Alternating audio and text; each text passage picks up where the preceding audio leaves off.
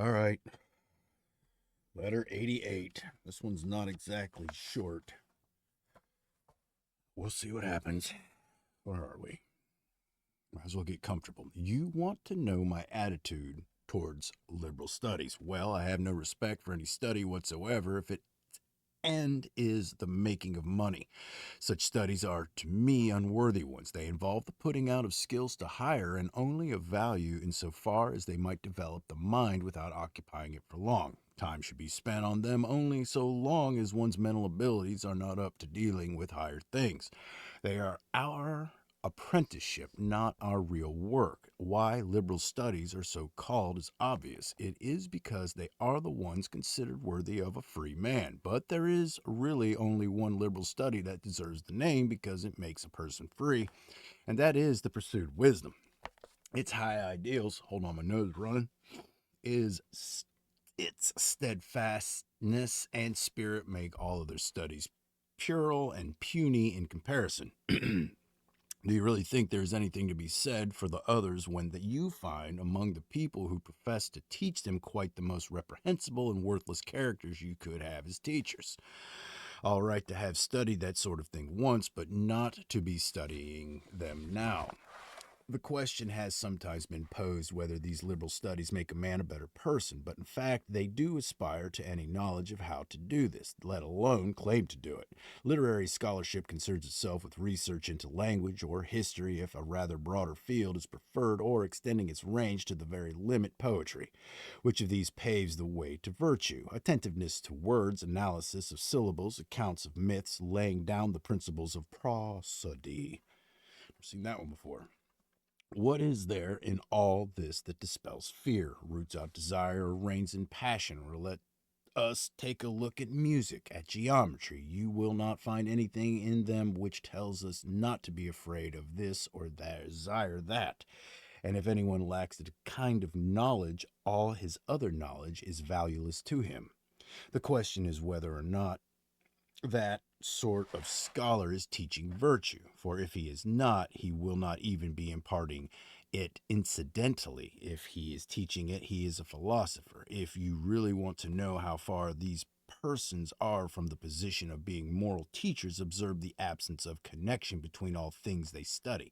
If they were teaching one and the same thing, a connection would be evident, unless perhaps they managed to persuade you that Homer was actually a philosopher, though they refute their case by means of the very passages which lead them to infer it, for at one moment they make him a Stoic, giving nothing but virtue his approval, steering clear of pleasure, not even an offer of immortality, inducing him to stoop to the dishonorable. At another they make him an Epicurean, praising the way of life of a society passing its days at peace and ease in an atmosphere of dinner parties and music making. At another he becomes a peripatetic with a threefold classification of things good. At another, an academic, stating that nothing is certain. It is obvious that none of these philosophers is to be found in Homer for the very reason that they all are, the doctrines being mutually incompatible. Even suppose we grant these people that Homer was a philosopher. He became a wise man, surely, before he could recite any epics, so that what he should be learning are the things which made him wise. And there is no more point in my investigating which was the earlier, Homer or Hesiod, than there would be in my knowing the reason why Hecuba, though younger than Helen, carried her years so unsuccessfully. And what, I would ask this kind of scholar, do you suppose is the point of trying to establish the ages of Patroclus and Achilles? And are you more concerned to find out where Ulysses's wanderings took him than to find a way of putting an end to our own perpetual wanderings?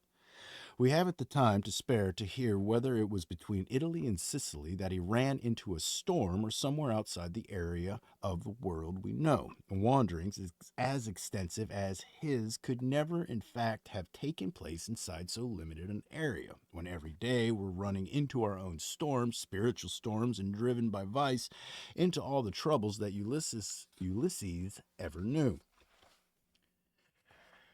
We're Not spared those eye distracting beauties or attackers. We too have to contend in various places with savage monsters reveling in human blood, insidious voices that beguile our ears, shipwrecks, and all manner of misfortune. What you should be teaching me is how I may attain such a love for my country, my father, and my wife, and keep on course for those ideals even after shipwreck. Why go into the question whether or not Penelope completely took in her contemporaries, as was far from being a model of wifely purity any more than the question whether or not she had a feeling that the man she was looking at was Ulysses before she actually knew it? Teach me instead what purity is, how much value there is in it, whether it lies in the body or in the mind. Turning to the musical scholar, I say this. You teach me how bass and treble harmonize and how strings producing different notes can give rise to concord. I would rather you brought about some harmony in my mind and got my thoughts into tune. You show me which are the plaintive keys. I would rather you showed me how to avoid uttering plaintive notes when things go against me in life. The geometrician teaches me how to work out the size of my estates rather than how to work out how much a man needs in order to have enough. He teaches me to calculate, putting my fingers into the service of avarice instead of teaching me that there is no point whatsoever in the sort of computation, and that a person is none the happier for having properties which tire accountants out, or to put it another way, how superfluous a man's possessions are when he would be a picture of misery if you forced him to start counting up single-handed how much he possessed. What use is it to me to be able to divide a piece of land into equal areas if I'm unable to divide it with a brother? What use is the ability to measure out a portion of an acre with an accuracy extending even to the bits which elude the measuring rod if I'm upset with some high handed neighbor encroaches slightly on my property? The geometrician teaches how I may avoid losing any fraction of my estates, but what I really want to learn is how to lose the lot and still keep smiling. But I'm being turned off the land my father and my grandfather owned before me. Well, so what? Who owned the land before your grandfather? Are you in a position to identify the community, let alone the individual to whom it originally belonged? You entered on it as a tenant, not as an absolute owner. Whose tenant, you may ask? Your heirs, and that only if you're lucky. The legal experts say the acquisition of prescription never applies where the property concerned is actually public property. Well, what you possess and call your own is really public property, or mankind's property for that matter. Oh, the marvels of geometry. You geometers can calculate the areas of circles, can reduce any given shape to a square, can state the distances separating stars. Nothing outside your scope when it comes to measurement. Well, if you're such an expert, measure a man's soul. Tell me how large or how small that is. You can define a straight line. What use is that if you. No. What use is that to you if you've no idea what straightness means in life? I come now to the person who prides himself on his familiarity with the heavenly bodies, towards which quarter chilly Saturn draws, the orbits in which burning Mercury roams. What is it to be gained from this sort of knowledge? Am I supposed to feel anxious when Saturn and Mars are in opposition, or Mercury sets in the evening in full view of Saturn, instead of coming to learn that bodies like these are equally propitious wherever they are, and incapable of change in any case? They are swept on in a path from which they cannot escape, their motion governed by an uninterrupted sequence of destined events, making their reappearances in cycles that are fixed. They either accutate or signalize all that comes about in the universe. If every event is brought about by them, how is mere familiarity with a process which is unchangeable going to be of any help? If they are pointers to events, what difference does it make to be aware in advance of things you cannot escape? They are going to happen whether you know about them or not. If you observe the wait, yeah. If you observe the hasting sun and watch the stars processing through the skies, the day that follows will not prove you wrong, nor will deceptive cloud-free nights then take you in. I've taken sufficient precautions, more than sufficient precautions, to ensure that I'm not taken in by deceptive phenomena. At this at this, you'll protest. Can you really say the day that follows never proves me wrong? Surely anything that happens which one didn't know in advance was going to happen proves one wrong. Well, I don't know what's going to happen, but I do know what's capable of happening, and none of this will give rise to any protest on my part. I'm ready for everything. I'm not let off in any way. I'm pleased. The day in question proves me wrong in a sense if it treats me leniently, but even so, not really wrong, for just as I know that anything is capable of happening, so also do I know that it's not bound to happen. So I look for the best and am prepared for the opposite. You'll have to bear with me if I digress here. Nothing will induce me to accept painters into the list of liberal arts any more than sculptors, marble masons, and all the other attendants on extravagance. I must equally reject those oils and dust practitioners, the wrestlers, or else I shall have to include in the list of perfumers and cooks and all the other who place their talents at the service of our pleasures. What is there, I ask you, that's liberal about those characters who vomit up their food to empty their stomachs for more, with their bodies stuffed full of their minds all wait, with their bodies stuffed full and their minds all starved and inactive? Can we possibly look on this as our liberal accomplishment for the youth of Rome, whom our ancestors trained to stand up straight and throw a javelin, to toss the caber, and manage a horse and handle weapons? Dude, let me get a sip of coffee. Nose is running. I'm in the middle of a paragraph. This is bullshit. Hold on.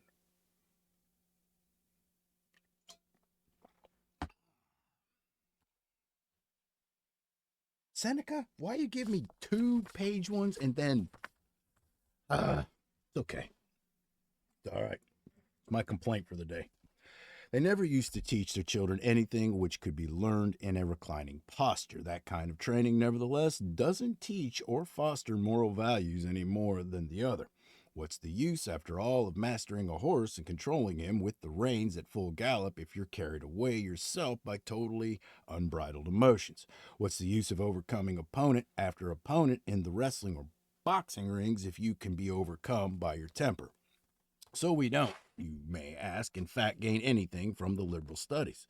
As far as a character is concerned, no, but we gain a good deal from them in other directions, just as even these admittedly inferior arts which talking we've been talking about, the ones that are based on use of the hands, make important contributions to the amenities of life, although they have nothing to do with character. Why then do we give our sons a liberal education? Not because it can make them morally good, but because it prepares the mind for the acquisition of moral values, just as that grounding in grammar, as they call it in the old days, in which boys are given their elementary schooling, does not teach them the liberal arts, but prepares the ground for knowledge of them in due course. So when it comes to character, the liberal arts open the way to it rather than carry the personality all the way there. Some 45 lines of the Latin are omitted for their relative lack of interest. That's a little, what is that, a footnote? Yeah. In this connection, I feel prompted to take a look at individual qualities of character. Bravery is the one which treats with contempt things ordinarily inspiring fear, despising and defying and demolishing all the things that terrify us and set chains on human freedom. Is she in any way fortified by liberal studies? Take loyalty, the most sacred quality that can be found in a human breast, never corrupted by a bribe, never driven to betray by any form of compulsion. Crying, beat me, burn me, put me to death, I shall not talk. The more the torture probes my secrets, the deeper I'll hide them. Can liberal studies create that kind of spirit? Take self-control, the quality which takes command of the pleasures. Some she dismisses out of hand, unable to tolerate them. Others she merely regulates, ensuring that they are brought within healthy limits, never approaching pleasures for their own sake. She realizes that the ideal limit with things you desire is not the amount you would like to, but wait, it's not the amount you would like to, but the amount you ought to take.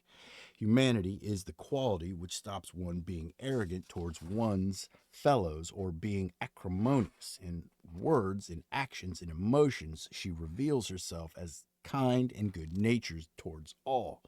To her, the troubles of anyone else are her own, and anything that benefits herself she welcomes primarily because it would be of benefit to someone else. Do the liberal studies inculcate these attitudes? No, no more than they do simplicity or modesty and restraint or frugality and thrift or mercy. The mercy that is as sparing with another's blood as though it were its own, knowing that it is not for man to make wasteful use of man. Someone will ask me how I can say that liberal studies are of no help towards morality when I've just been saying that there's no attaining morality without them. My answer would be this: there's no attaining morality without food either, but there's no connection between morality and food. The fact that a ship can't begin to exist without the timbers of which it's built doesn't mean that the timbers are of help to it. There's no reason for you to assume that X being something without which Y could never have come about, Y came about as a result of the assistance of X. And indeed, it can actually be argued that the attainment of wisdom is perfectly possible without the liberal studies.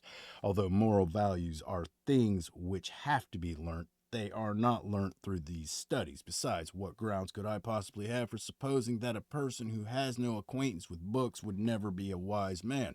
For wisdom does not lie in books. Wisdom publishes not words but truths. I'm not sure that the memory isn't more reliable when it has no external aids to fall back on.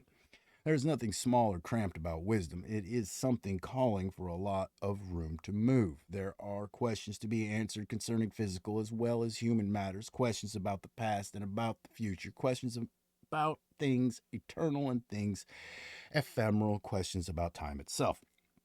On this one subject with on this one subject of time, just look how many questions there are. To start with, does it have an existence of its own? Next, does anything exist prior to time, independently of it? Did it begin with the universe, or did it exist even before then on the grounds that there was something in existence before the universe? There are countless questions about the soul alone, where it comes from, what its nature is, when it begins to exist, and how long it is in existence, whether it passes from one place to another, moving house, so to speak, on transfer to successful living creatures, taking on a different form with each, or is no more than once in service and is then released to roam the universe, whether it is a corporal substance or not, what it will do when it ceases to act through us, how it will employ its freedom once it has escaped its cage here, whether it will forget its past and become conscious of its real nature from the actual moment of its parting from the body and its departure for its new home on high. Whatever the field of physical or moral, whatever the field of physical or moral sciences you deal with, you will be given no rest by the mass of things to be learnt or investigated, and to enable matters of this range and scale to find unrestricted hospitality in our minds, everything superfluous must be turned out. Virtue will not bring herself to enter the limited space we offer her. Something of great size requires plenty of room. Let everything else be evicted and your heart completely open to her. But it's a nice thing, surely, to be familiar with a lot of subjects. Well, in that case, let us retain just as much of them as we need. Would you consider a person open to criticism for putting superfluous objects on the same level as really useful ones by arranging on display in his house a whole array of costly articles, but not for cluttering himself up with a lot of superfluous furniture in the way of learning? To want to know more than is sufficient is a form of intemperance, apart from which this kind of obsession with the liberal arts turns people into pedantic, irritating, tactless, self-satisfied bores, not learning what they need simply because they spend their time learning things they will never need. The scholar Didymus wrote 4,000 works. I should feel sorry for him if he had merely read so many useless works. In these works, he discusses such questions as Homer's origin. Who was Aeneas? real mother, whether Anacreon's manner of life was more that of a lecher or that of a drunkard, whether Sappho slept with anyone who asked her, and other things that would be better unlearned if one actually knew them. Don't you go and tell me now that life is long enough for this sort of thing. When you come to writers in our own school, for that matter, I'll show you plenty of works which could do with some ruthless pruning. It costs a person an enormous amount of time and other people's ears an enormous amount of boredom before he learns such compliments as what a learned person. Wait. Let me do it again. Got myself all flustered on that one. Don't even know what he's talking about. Well, I do, but hold on. I'm following it. It's really good. When you come to writers in our own school, for that matter, I'll show you plenty of works which could do with some ruthless pruning. It costs a person an enormous amount of time and other people's ears an enormous amount of boredom before he earns such compliments as what a learned person. Let's be content with the much less fashionable label, what a good man. What about thinking how much time you lose through constantly being taken up with official matters, private matters, or ordinary everyday matters through sleep, through ill health? Measure your life. It just does not have room for so much. I have been speaking about liberal studies, yet look at the amount of useless and superfluous matter to be found in the philosophers. Even they have descended to the level of drawing distinctions between the uses of different syllables and discussing the proper meanings of prepositions and conjunctions.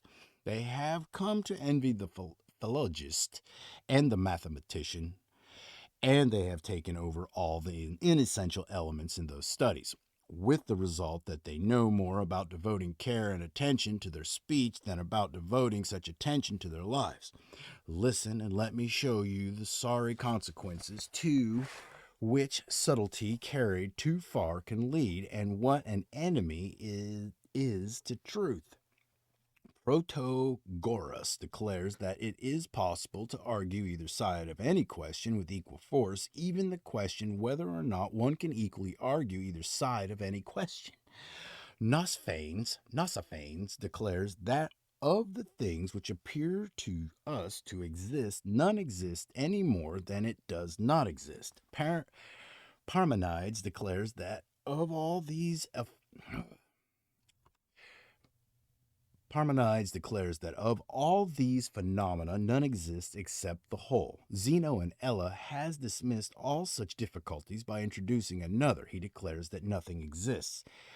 The Parahonian, Megarian, Eritrean, and academic schools pursue more or less similar lines. The last named have introduced a new branch of knowledge, non-knowledge.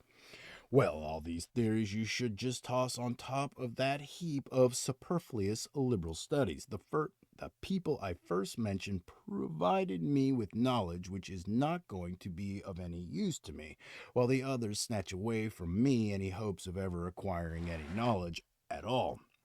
Superfluous knowledge would be preferable to no knowledge. One side offers me no guiding light to direct my vision towards the truth, while the other just gouges my eyes out.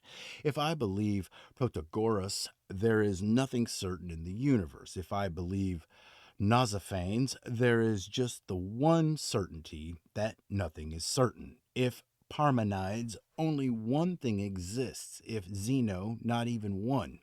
Then where are we? The things that surround us, the things on which we live, what are they? Our whole universe is no more than a semblance of reality, perhaps a deceptive semblance, perhaps one without substance altogether. I should find it difficult to say which of these people annoy me most, those who would have us know nothing, or the ones who refuse even to leave us the small satisfaction of knowing that we know nothing. Whew.